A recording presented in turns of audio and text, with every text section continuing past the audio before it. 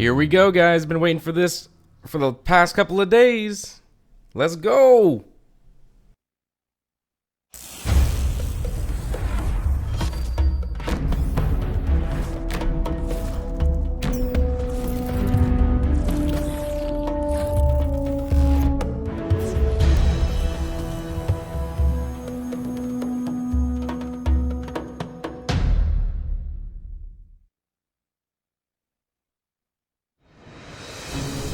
We have this opportunity that we wouldn't have had years ago to ship a game and then really collaborate with people outside the studio to figure out, like, what is the best version of that? Honestly, yeah, like we're building something the community has been asking for, and it's accumulation of everything that we believe the game needs to be. The upside to that is we're not holding anything back. All the feedback we've heard for the last year is, this is it, it's in Forsaken.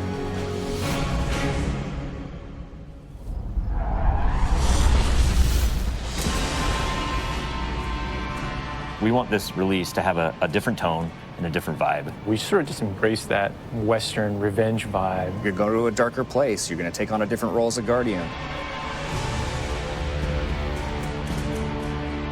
A barren landscape with like the asteroid vibe with like tumbleweeds. And I mean, that just sounded cool. Grit, man. I want to bring the dirt back. And what better way to start a story than to start it with a prison break? Right. Cade's been filling this prison with bad guys that are really bad. And so when it breaks, things can happen to all the world. First place you're going to go to is the Tangled Shore, which is a new part of the reef that you've never seen before. That's right, my friend. It's a collection of lashed together asteroids Yes. and rocks out And in the asteroid It's belt. very otherworldly, and it's full of Pirates and assassins and bad guys. It's become a lawless place. It truly is a frontier. It's completely taken over. The most malevolent force there is the Scorn. They're very aggressive. They're always going to charge and push you. The Barons are the top dogs in the Scorn, and each one has gone back and like committed nefarious crimes. I think of it as the reverse Magnificent Seven, like the worst of the worst criminals. You are hunting down these different Barons. In fact, they're called Baron hunts. So one Baron is a sniper, and you have a sniper versus sniper battle with them. Another Baron is this big, giant, hulking melee character.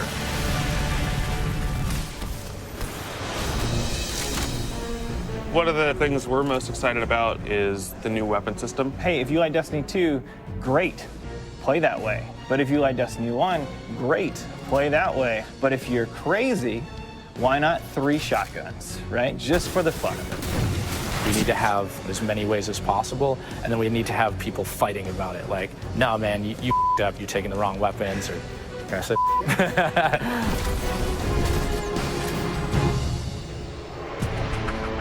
So randomals are coming back. Every single weapon is going to feel different when it drops. And we're improving the mod system, so you can customize your weapon the way you want it.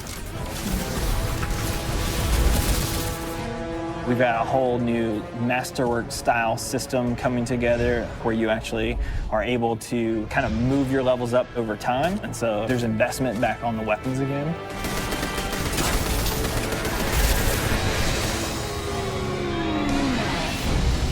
New supers, yeah, crazy new supers. What's your favorite? Fire knives are awesome, which is a different take on Golden Gun. We took a lot of inspiration from Rise of Iron. Cast that thing.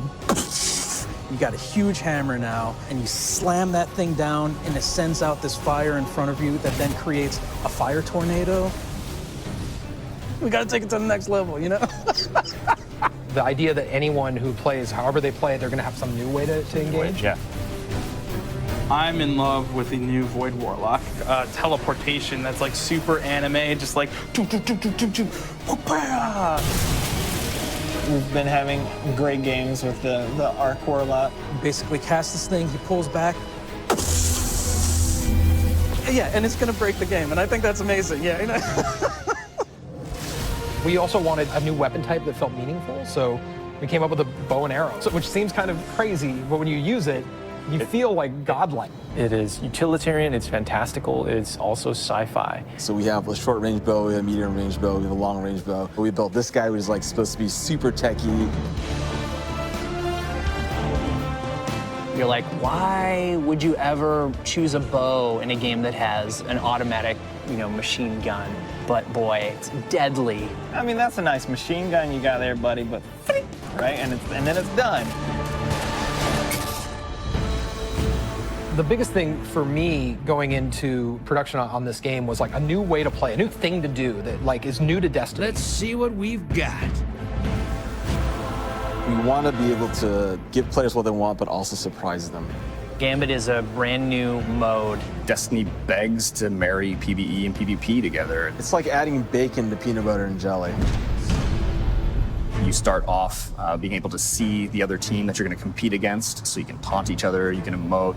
Each team is in their own separate arena, and they're being assaulted by combatants. They're dropping motes for you to collect, you bank them. When you put them in your bank, you're going to send a blocker over to the other side that locks their bank down. They can't put motes into it until they take out that blocker. Filling up your bank with the motes is how you summon your primeval. You burn it down, that's it, round's over. The interesting part is that we allow one person from your team to go over to the other side and physically invade. I mean, I've seen people that just hate PvP. Like, the first time they invade and they get multiple kills, they'll come back and they'll be like, suck it! It's awesome. We leave the raid team alone. I mean, if you can't tell, like, we just kind of let them do their own thing. But We have Joe over there. For this next raid, we wanted to get back to the epic adventure where you're going out to slay a big monster again. This raid has more bosses than any raid we've ever had before, and we're really excited to get players in there. The raid is actually about more than just the raid. It's about the Dreaming City, the place that the raid exists. And it's an in-game destination that we've never done before. It's the Awoken homeland. I could talk about the Dreaming City for hours. It's like if the Vault of Glass and Dreadnought had a baby.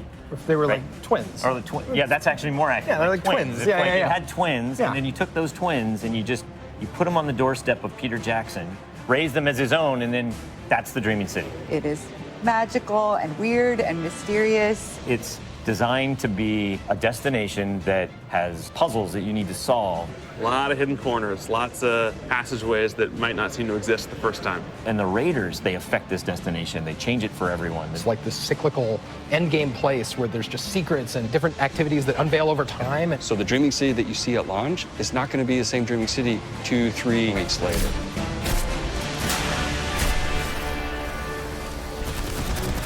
So with every design decision we made for the Forsaken, like the first thing we ask is how will the community react to this? Players want their investment in Destiny to matter, and they want to be able to see that reflected in the content. We knew we wanted to do something for the collectors in our game. So we built a feature called the Collections. It's a way for you to track all the items that you can go out and acquire. There's so much gear in our game. There are 2,000 items you can get. Go get them. You can look at sets and you can say, I haven't filled out this set. What do I have to do to go get it? If I want to find like how many guns in the world, I can actually go look now. We also had a triumphs thing, which is just acknowledging your achievement. It like ties into records, it ties into lore. It's a thing that can help you drive like, hey, I want to do that. And if I do those things, I can get a title. Like I can have a title floating over my name that says that I'm a god or whatever. Not me, but like you. We wanted Forsaken to feel like a game that never ends. So we're going to reinforce the hobby and make the experience something that can be played night over night. We're changing the weapon slots. We're changing how the pursuits work. We're adding new features like the collections and the triumphs. We built Gambit. We've got a whole bunch of new weapons to chase, exotics that are really powerful. We have Lisa focusing on some sweet new exotic armor. Maybe we gone overboard, like dialed it too high. Ore to go out there and collect in the world, exotic armor pieces to go out there and hunt. We're working on armor perks, random rolls, new mod system, new subclass paths. We're making Forsaken for people who love Destiny. Making a game that we can all love. That is the goal. That's what we're going to constantly be pushing towards, always. Everything we're building is through that lens.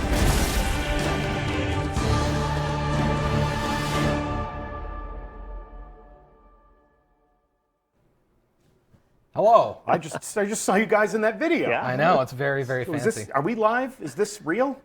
Calm down, dude. I guess, is this now? It's just me. Okay. All Everything's right. fine. Okay, good. Well, in that case, welcome to the live portion of the show. That was obviously a Bungie Vidoc. so that we could reveal Destiny 2 Forsaken, a major expansion to the game that we've been playing since last September. And this September, we're going to have all new ways to play and collect and evolve and do awesome stuff. Yeah. So it's my pleasure to introduce you to my two fellow co-hosts, two developers who have been leading our team in the development of this new adventure. They are Scott Taylor. Hi. And Steve Cotton. How's it going? So these two gentlemen have been with me on stream previously. If you've been watching Bungie streams for a while, they may seem familiar to you. Scott, you and I sat next to each other right around this time last year. 2 years ago. 2 years ago. Yep. God, time passes It so does. fast when you're playing fun. So we were together for the reveal of Rise of Iron. Yeah, that was great. And Steve, you and I traveled all the way to Germany by way of 2 planes and 4 trains. 18 and trains 18 and trains, yeah. But you were on stream for the first time that we ever revealed private matches and playing in Rise of Iron. So welcome back. Thank you. Thank you. For people who might not be familiar with you, for people who might not know what you do here, talk to me about what you do at Bungie and what your contribution to Forsaken has been. Right, so I am the Forsaken project lead. My primary job is controlling Steve. When I'm not doing that, we work with a lot of awesome people, the leads of the game, to make sure that Forsaken ships and is everything that we want it to be. So that's kind of what I do. Do you concur? Are you under control? Well, I prefer loose cannon, I guess. Maybe. Yeah, No, okay. he keeps me under control. Yeah. He's Step good. into analysis. Step into. Look at that, it worked. It worked. It's the Westworld. So what's your role on Forsaken? Oh yeah. You know, in a game, any game, but a game like Destiny especially, somebody kind of has to try to keep the whole game in their head so that we're making all the right decisions for what's best for the game. So I guess that's what I do, and you know, set high level direction and goals for the teams. But mostly, I think I just listen to a bunch of great ideas and nod a lot. Yeah. Okay. Yeah, and we, enabling so many different disciplines, so many different teams to work on this game, and we got to meet a lot of those teams and a lot of those people in the Vidoc. Narrative designers, sandbox designers, mission designers, activity designers. Yep. So it's all coming together all over again under your direction. So we're grateful for it. What have been your overall goals? What have been your super objectives in the leadership and guidance of all these teams working together?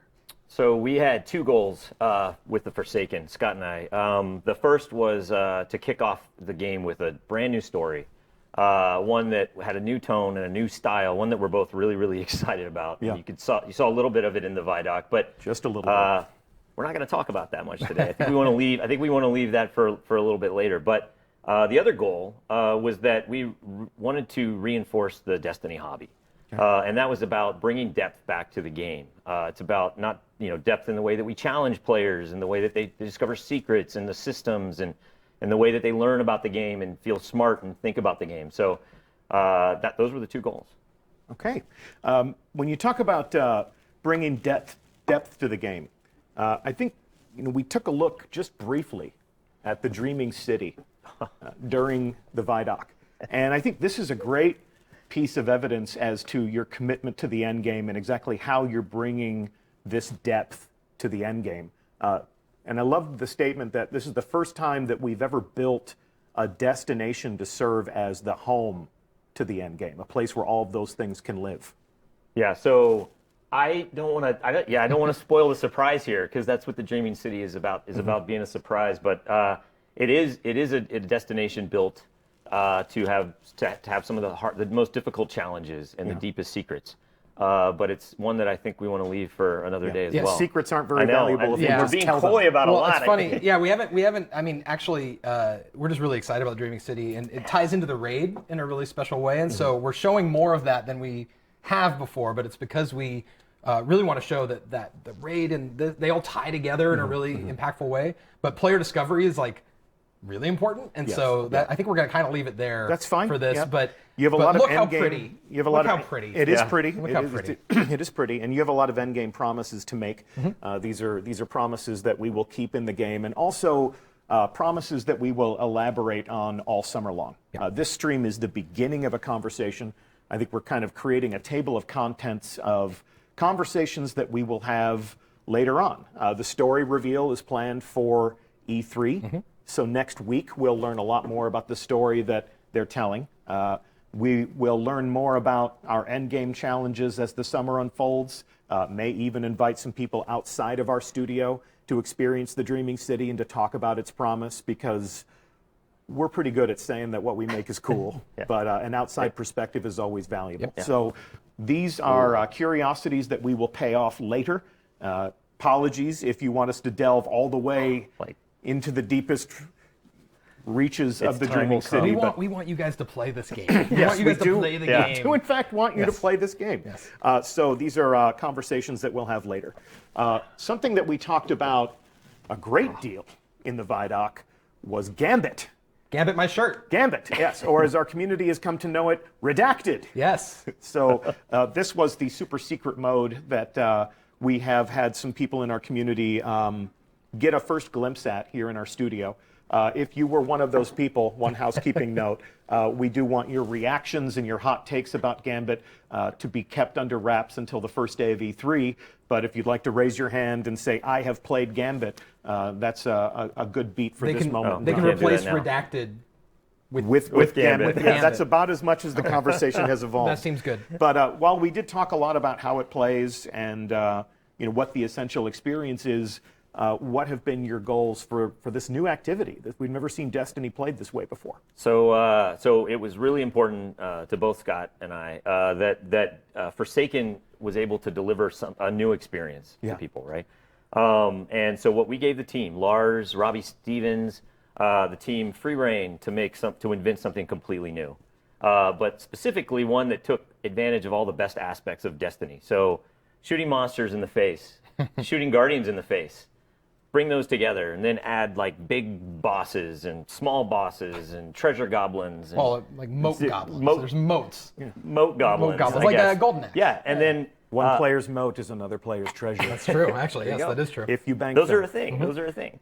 So all of those things, and then the team did something really awesome, and they added a risk-reward strategy mechanic to the game that really changes the conversations and the way that the decisions that you make during the game. It's no longer just about how fast can I shoot a guy and bring him down. It's about, well, should I be killing guys? Should I be collecting motes? Should I be banking?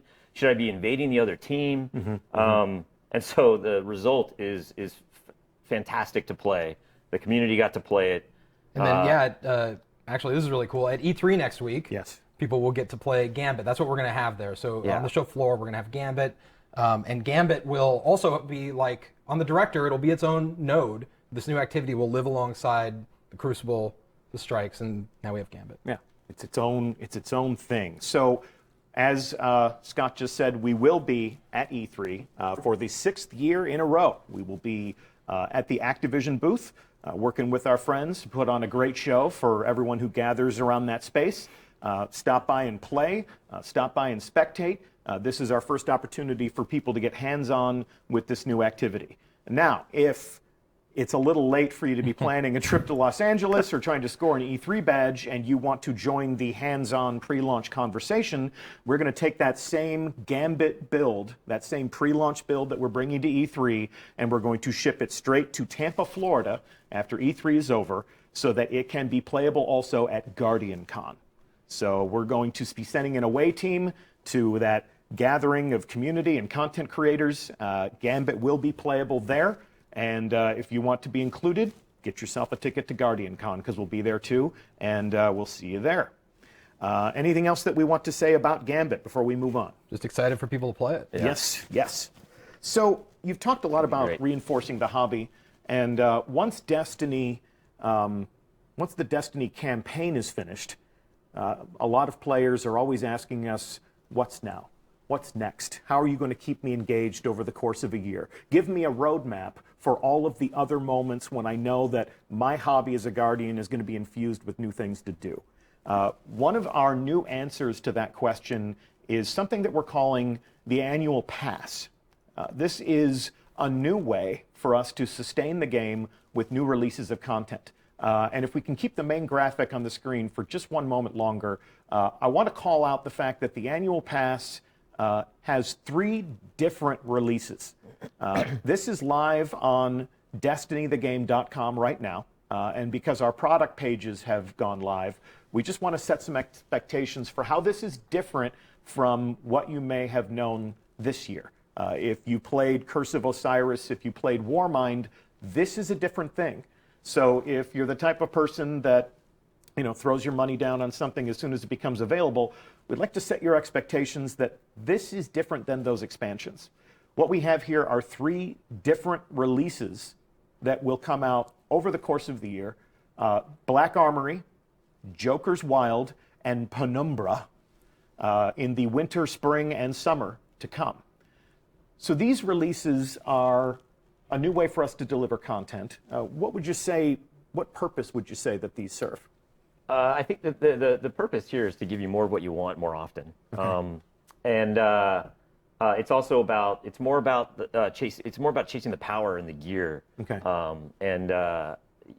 Basically that's it. I mean, it's more often, more stuff that you care about. Huge cornerstone for Destiny, the acquisition of power, the collection of new gear, the upgrading of your character. That's really what people talk about when they refer to the Destiny hobby. Yep. Let me take a deeper dive into exactly what you'll find in these different releases over the course of the year in the annual pass.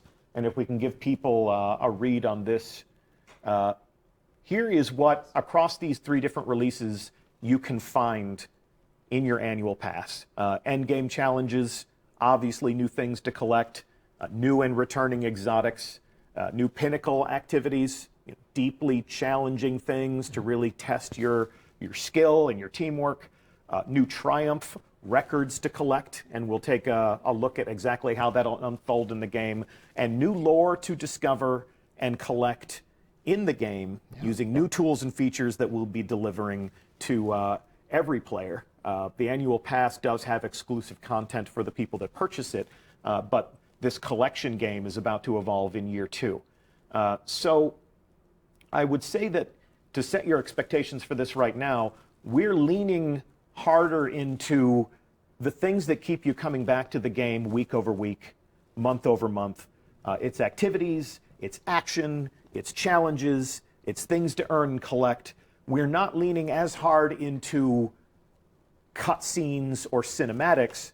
Obviously, we're telling a story, but it's a story that you'll discover in moments of action, the reason we play the game, and things that we can collect, and our understanding of the world that you're creating will grow over time through the annual pass, and you'll be building on the great story that you're telling in Forsaken. Yeah, it's definitely about not having just a single moment where people come back, and having that kind of extend and stretch out. Yeah. And each of these releases, the 3 releases that we indicated, each of those releases begins a new season of play. So they kick off the season. It's a season that every player can enjoy with the people that own the annual pass, but it is sort of a thematic shift. So with the new beginning of the season, with the new release in the annual pass, we create a new theme that presides over everything that people will be doing in the game. Yeah. This is obviously something that you'll need to know more about. This is something that we will be talking more about, but because it's live and because it's available right now, we felt this was an important conversation to have before everyone made the assumption that, oh, these are these 2 expansions that I'm used to getting in Destiny. We've reinvented the way we sustain the hobby. We've reinvented the way that we release new content after launch, and we'll talk more about this. We'll talk more about everything we're talking about today, but we'll definitely talk more about this soon. Anything else you think I should be saying about that? No. That's kind of the new raw space, but we'll get more into it.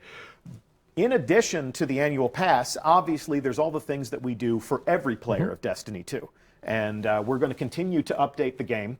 Got a brand new roadmap to put on the screen. If all has gone according to plan upstairs, we have a brand new roadmap that has been updated on Bungie.net right now. So if this isn't entirely legible on whatever screen you're using, Bungie.net has our new June 5th development roadmap, and this is where we plot the updates that every player of Destiny 2 will receive. And as you can see, update 1.2.3, 1.2.3, so you don't think I'm just counting, due out on July 17th, has some pretty exciting new developments that will change the game even before Forsaken launches. Let's call out some of the things that we're looking forward to the most. Solstice of Heroes seasonal event. It's very fun. Yeah. So And while the annual pass will have different things for players to tackle and enjoy, every player of Destiny 2 is going to continue to enjoy these seasonal events, these special occasions. Solstice of Heroes really deserves its own proper reveal. Yeah. So we will talk more about how that'll play out. 6v6 quick play. Pretty great. Yeah. Yeah. So the 6v6 playlist in the Crucible will permanently be home to 6 players versus 6 players. We'll keep competitive as that, intimate, a little sweatier, a little more challenging 4v4 engagements. And for those solo players out there that aren't excited about 6 players versus 6 players in those stacked teams, the Rumble playlist becomes permanent.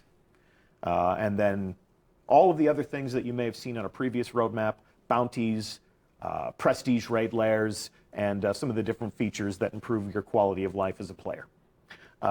Let's move on to year 2. Yeah. Along with the launch of Forsaken come a lot of interesting evolutions to the Destiny player experience. Scott, I think you can agree with me when I say that the most important development, the most important update on this list, bulk shader deletion. I don't think it's a question. I think it's just. I think that is just a fact. That We much can just is move it evident. up the Bulk list. shader, and then shaders also are Put it where it evolving belongs, in our at the top. with some other features. All as well. kidding aside, shaders Yeah. have been a very large conversation Yes. in our community, but there's a lot of other things here that a lot of players of Destiny can get very excited about. Power matters in Iron Banner and Trials, so if you want to win in the Crucible and those special events, you better commit to the progression of your Guardian. What else are you excited about? What else you want to call out? Oh man, well, there's vault space, which is also another thing that Yeah. we add all this content, and I don't want to spoil ahead, but that we're adding some random roles. And Yeah, so, sure. So Weapon- like, we can- we weapon can jump into that. randomization. But those things all tie together, right? Yeah. And so because we're doing that, the vault space is pretty important. We'll take a look at gear collection and in-game triumph in just a minute, but it's Yeah. important to call out that while collecting gear and keeping it in a menu that's sort of like your accomplishments, weapon randomization, or more affectionately known as random rolls, that is something that is coming back. Let's just say it again. Yeah, they're testing it upstairs right now. It's coming back. We're bringing it in. Yeah, it's gonna be good. What's your goal for that as a game director? Yeah, the goal for random rolls is just to get to make earning gear more exciting to players, to personalize their chase for weapons and armor, and to really get add that depth that we were talking about before to a system that they can now kind of learn and dig into and try to figure out. Yeah, I'm loving this recurring theme of depth. Yeah. Every drop has the potential to be exciting, to be something new. And then when you get those weapons, how do we arrange them on our character? The weapon slot changes are something that are in development. We've seen that in playtest. Oh yeah, and yes. Actually, do you want to talk about how it works? Then I can. Sure, like weapon slots. Weapon slots are really exciting. I mean, all those all those things on that list are exciting. The weapon slots, especially, because the weapon slots are really about giving you more control over your playstyle.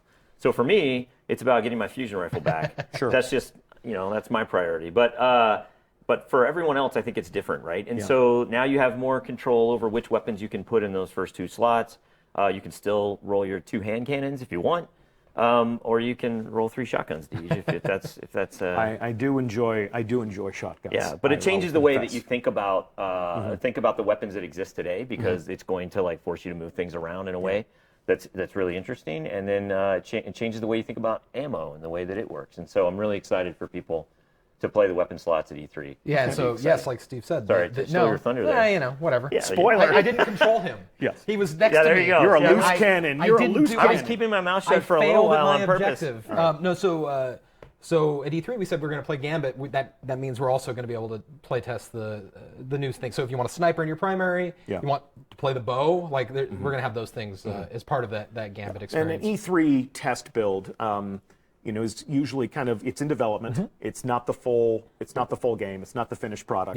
Yeah. We usually deploy a limited inventory for use there, so it won't be the full realization of how the new weapon slot changes will work, but it'll give people a sense of how we're changing combat with access to different types of weapons for different opportunities. And like you said, you're going to let people play the way they want. Yeah, and those are all going to be Forsaken weapons too. So it'll be new cool stuff that people get to see in the different slots. Yep. And I did say that Destiny won't necessarily become Rocket Launcher the game, or was that just a fever dream from a rehearsal that we had prior to the stream? You said the fever dream. Did I say that live? Is You this did now? not. Is this now? No, this is now. Is this now? Okay. Yeah, so there's all sorts of other conversations that we'll need to have about ammunition and balance and all of those things. So this will be a long conversation throughout the course of the summer. Where are we going next? We called out on the roadmap that gear collections and in-game triumphs are something that we're bringing to every player of Destiny 2, and we caught a glimpse of that in the Vidoc. But just to reinforce the fact that it is in fact real, I would like to break net live to a build of the game. Can I say something? I would love for you to say something. So this is a build we propped from someone's machine. It's totally in development. We are going full transparent. You're going to see things, numbers, whatever. They are all like.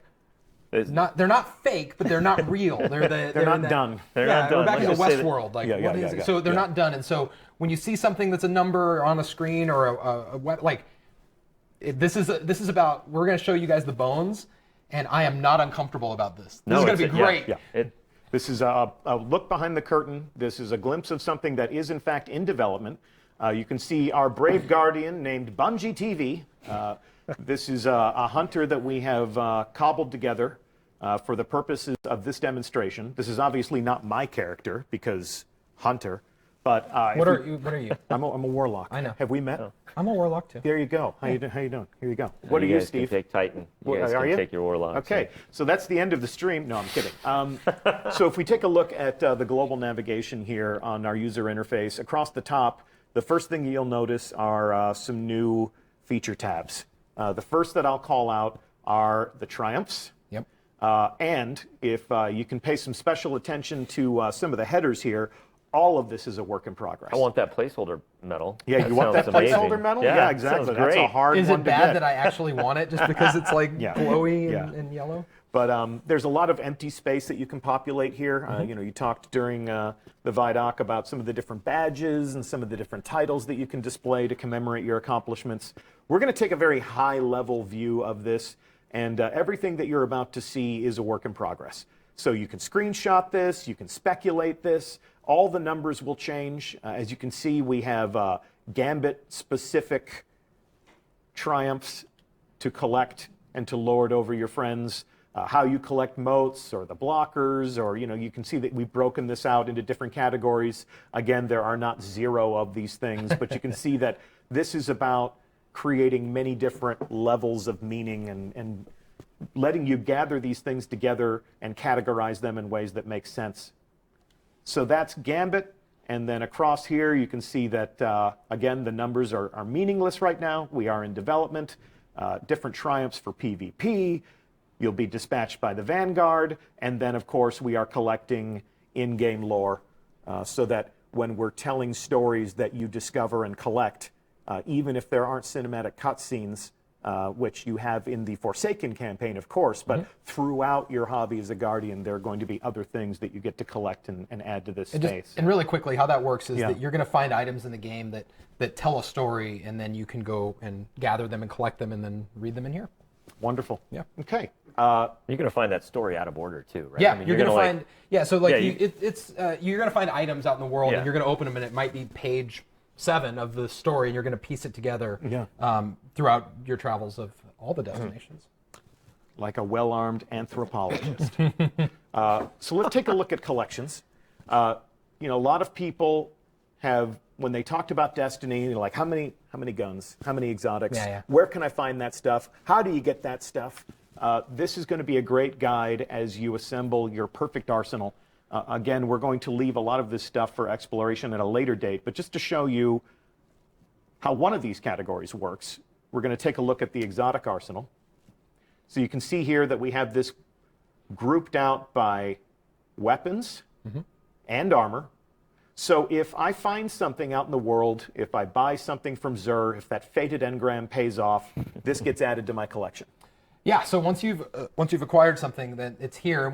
So this is obviously similar to the kiosk that's in the tower, but one key difference, as you noted earlier, is that this is with you at all times. Yeah. So certain weapons, like the exotics here, you can buy back for a price, and so you can, with the vault space and with this, you can kind of move with some more confidence that you've gotten the thing that you want. And when you say buy back, like if I were to acquire Sweet Business and dismantle it, not that I would ever do that. Why would you because do it's that? so sweet.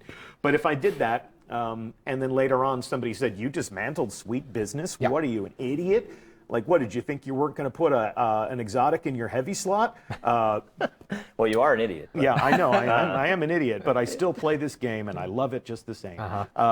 And if I wanted my Sweet Business back, I could use this collection system to restore it to working order in my inventory. That's right. Using different materials that I've gathered. It's different for different categories. It's a long conversation that we're not going to have to be really today. clear, that is explicitly about how the exotics work, and we're working on everything else. Everything else. Everything else is a work in progress. And because exotics are a thing of mystery and discovery, you're not going to tell me, you're not going to give me a full menu of what exotics you own and what exotics you don't. No, but to note something there that I don't think we're going to exactly show, but if you were hovering over an Iron Banner weapon or piece of armor, it would tell It tells you how to get it. So it would tell you how to get it. It'd be like, go play that Iron Banner, or go do this strike, or whatever the circumstance is. It'll let you know. Or if it's mysterious like that, it will. There'll still be mysterious non-exotic things as well. Yeah, and then we're still gathering these things together and putting them into interesting categories. Yep.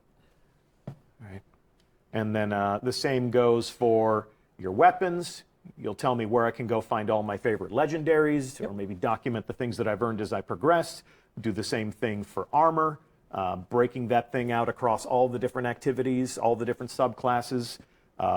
Collect all of your ghosts, all of your different bots, all of my ships, all of my sparrows, and flare, perhaps near and dear to everyone's heart. The flare, the things that you use to decorate your guardians. Here we have our emblems. Here we have our shaders. It's important to wear some flair. It's important to express yourself. You do want to express yourself, don't you, Steve? We really do require 15 pieces of flair in Destiny 2. Yes. Some people choose to wear more, and we encourage that. That's from a movie. It is. You have a case of the Mondays. I do have a bit of a case of the Mondays, even though it's Tuesday. But we can see that this is an opportunity for you to look upon all of your treasures. I don't know if these numbers are placeholder or if they are finished. Pardon our dust. Let's just assume they're all placeholder. Let's just assume that they're all placeholder. Yes. Let's play that game. That is a fair assumption. And then, as we said over on the right, all of that's work in progress or even to be revealed. So we'll be filling in the raw space over here as we finish our work on these new features. Yeah. And what else would you want to say about this? Boy, I mean, like, these are features available to everyone. Triumphs and collections are available to all the players of Destiny 2. So we're excited. I think that all these things go together to tell a story about depth and about Destiny for me is at its best when I have a triumph I'm chasing that's tied to a bounty, that's tied to a material I'm gathering from a public event. And I feel smart because I chose to do these things, and I'm trying to get the lore to finish the book. And so Destiny's really unique in that way, where I love Destiny the most when it's that. And I think that that's been a big piece of what we've been trying to do. It was really powerful the moment this went in, and we imported our own characters from home, and you could see this just populate with the stuff you had and then the stuff that you still didn't have. And so I know a lot of people out there have almost as much, probably almost everything that they could possibly think that is out in the game, but this tells you, like, no, you still don't have this piece, or you still don't have this thing. So that which can become sets a motivation. do you want to complete? It was and really powerful. Collections launches with Forsaken, so it's not going to be like Moments of Triumph where we say Moments of Triumph are live, and our most hardcore fans go in and say, cool, I'm done, where's my shirt? Right? Like, there's going to be all new things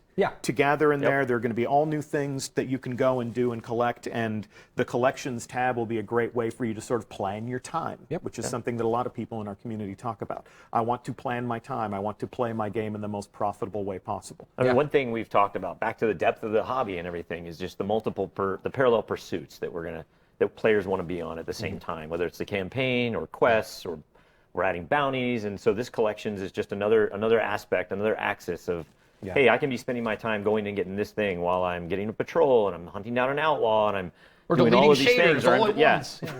or the quest to delete shaders. Cool, guys. It was almost the title. Well, I think that's all we're going to talk about today. And I know that we have created more questions than we've answered by design. That was the plan. We will be at E3. We will be updating our blog every week. We will be at GuardianCon. We'll be inviting other people to play this game and to offer their expert external opinions.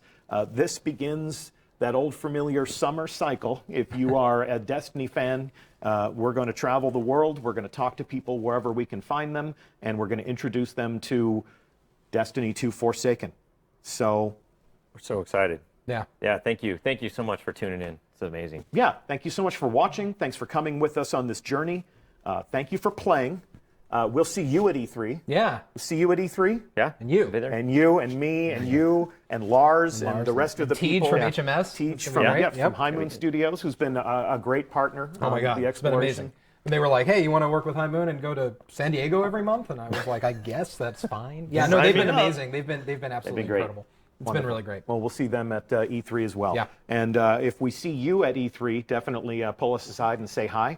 And if not, hopefully we'll see you at some point this summer. In closing, we're going to take another look at the Vidoc, but not in full.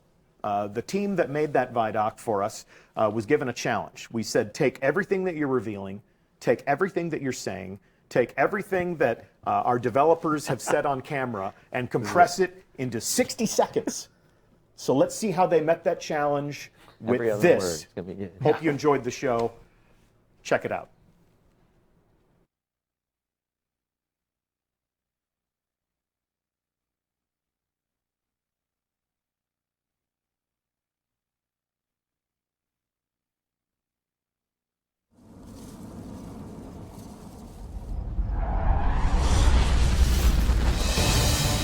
We're building something the community has been asking for.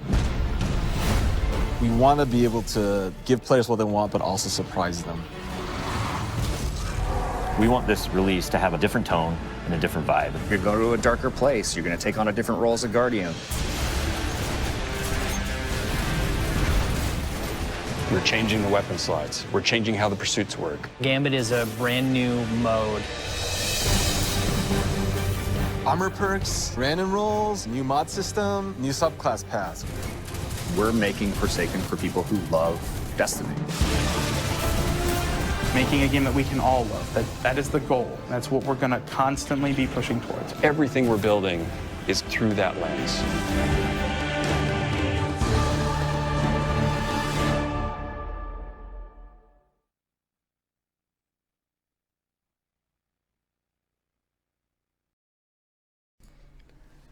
Alright guys, that's pretty much going to be it. Thank you all so much for checking out the entire reveal for the Forsaken Destiny 2 expansion that's going to be coming out on September 4th across all current platforms, PC, PS4, Xbox One. According to Asian Gamer Girl, she already found it on the PlayStation 4 store. Forsaken's going to be $40, and if you want Forsaken plus the new annual pass, that is $69.99, which is pretty insane. Keep an eye out over on the Xbox store to see if it changes, and of course the Blizzard store because nothing has been updated yet. Anyways, I'm out, guys. Thank you so much for watching. We're going to be jumping into the raid and all the milestones as soon as everything updates. Like if you haven't, sub if you're new, and I'll see you all very, very soon. Peace out, guys.